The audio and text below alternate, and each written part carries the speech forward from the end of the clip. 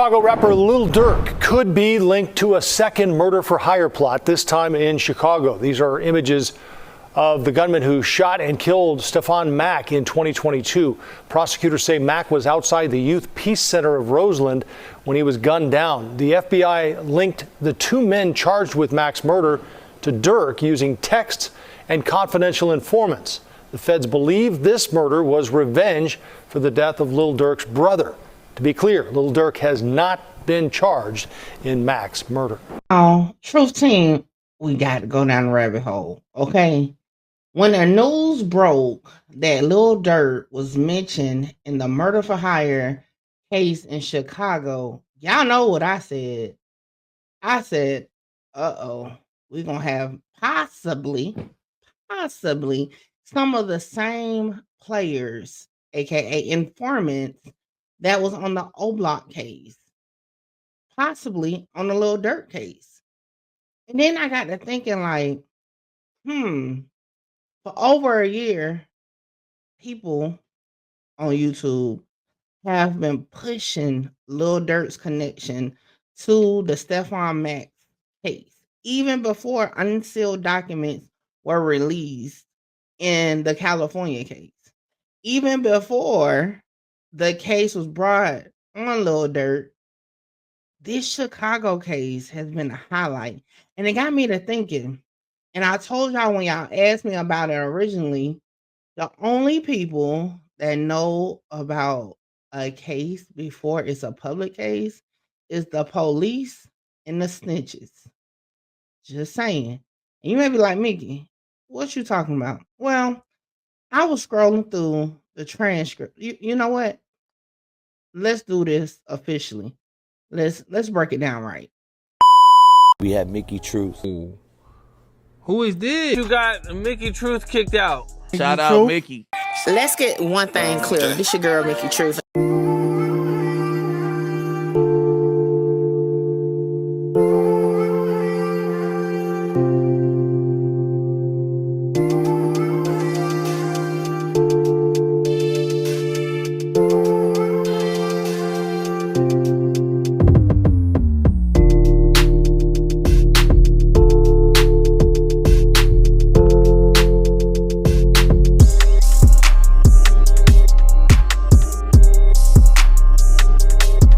Now, as I was saying, I was scrolling through the Oblock trial transcripts, and a particular witness kind of jogged my memory a little bit because I'm like, I've seen this name so much, even in the Chicago Sun-Times, right?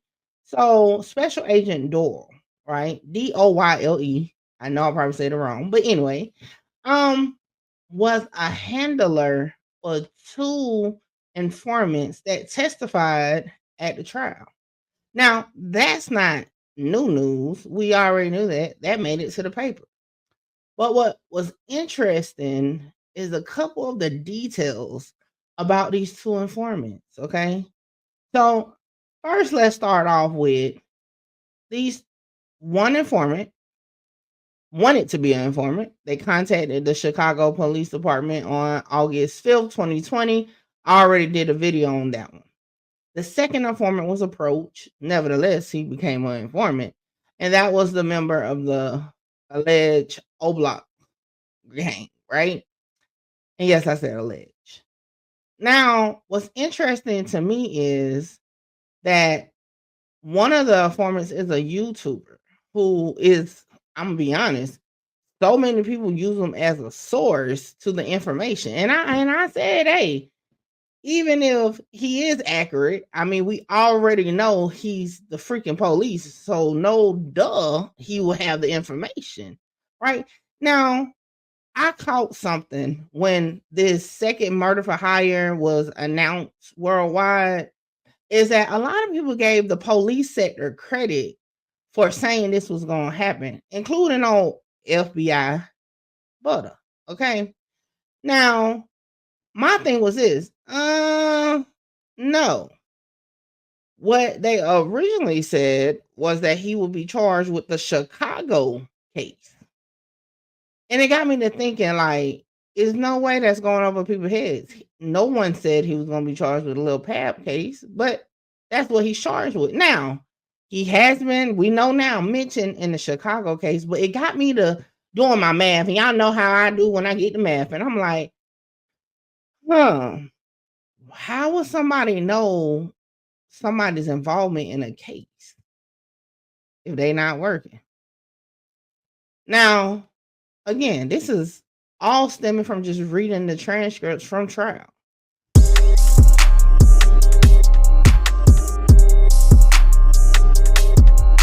If we look back on November 27th, 2023, okay, we kind of, I guess, can imply, because this is all an assumption, that some people may be eager to assist with other cases.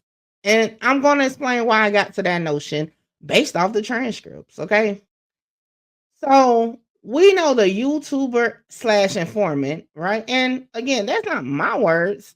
The transcript details this person as a confidential human source, aka also known as an informant, says that he was paid $5,000 to go to the grand jury and point out someone in a video. Now, we all know who that someone he pointed out ultimately will be Marcus Smart, aka Muwab, aka the reason why Muwab is like, yeah, my whole conviction needs to be thrown out because I don't know that guy. And he obviously don't know me since he didn't pick me out in court. But he picked me out in a grand jury, and now the detective is saying, well, he was paid $5,000 after he did that. And another little side note, he was even paid $10 at one point throughout the investigation. Like, what type of information you got to give $10? Okay. Now, he has provided details throughout the investigation multiple times. And I put the clips of the transcripts in, okay, the video. Now, you can go get the transcripts yourself and read all this verbatim. What happens before the sentence I'm showing, what happens after, okay? But I got to stick to my storyline that I'm telling. The coincidence say that I'm telling. Okay, let's keep going. So, I'm thinking,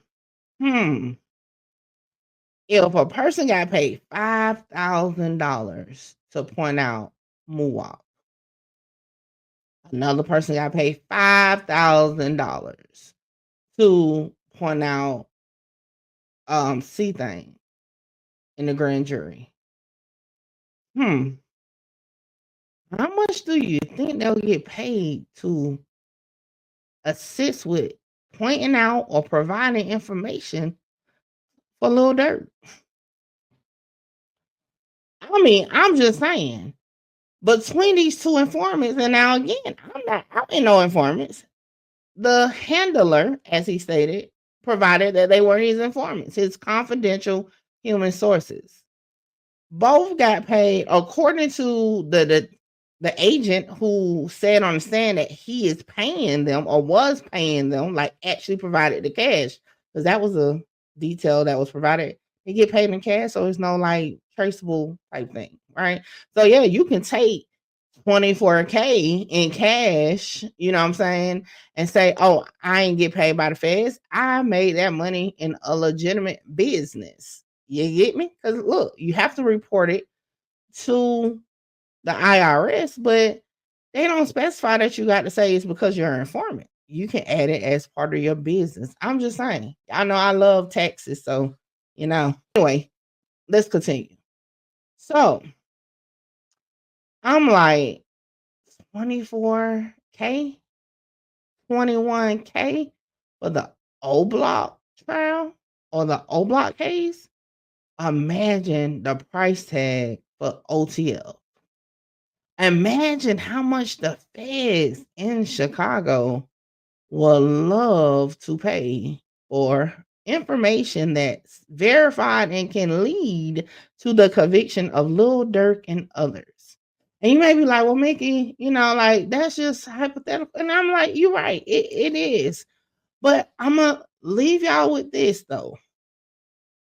In this testimony of Special Agent Doyle, he says something, okay? And I'm gonna read it verbatim because I've just been telling you the summary and showing you the clips of what it said, okay? But I'm gonna read something verbatim. On this document, it says, question. All right, and does Mr. Wiley expect to get a payment after his testimony in this case? Answer, no. Question, do you? And then stops. Answer, not that I know of. So they was cutting each other off, okay? Question, sorry. Do you expect to pay him? Answer, I'm no longer assigned to the Chicago division, so that will be another agent who will pay him. Who would know that? Answer, whoever his current handler is. So this person, okay, has a current handler. And also throughout the testimony of this agent, okay, it also says that this person, who is a YouTuber, okay, might I add, was reopened, meaning started back working. Now, ain't that some shit? So I'll say this, okay. To those that love to say they don't fool with the police and all this and that, and they're not a part of no whatever. If you are communicating and getting these details from a government informant, you are definitely in cahoots with the police. Now, that's just my unwanted opinion of the situation. Now, I will say this. At this point, would we know now exactly who is working on the OTF case? No. But we can assume who's pushing the narratives, who will benefit greatly at, in the words of the detectives in Fulton County, the big fish. Hey, Truth Team, let me know your unwanted opinions in the comments. And trust me, I will be back with more breakdowns of the Oblock trial transcripts. And like I said throughout the video, that's my opinion. And if you don't like it, guess what? I'm like, fuck yeah. Fuck yeah. Hold on, wait, before I go, y'all make sure y'all tap in with me to book your slot. A lot of y'all be hitting me up on Instagram in the email wanting to just talk about content, whether you're an up-and-coming content creator or somebody just got questions about cases or whatever. Book your consultation with me now. The information is on the screen. Hey, make sure you get your slot because my slots be filling up fast.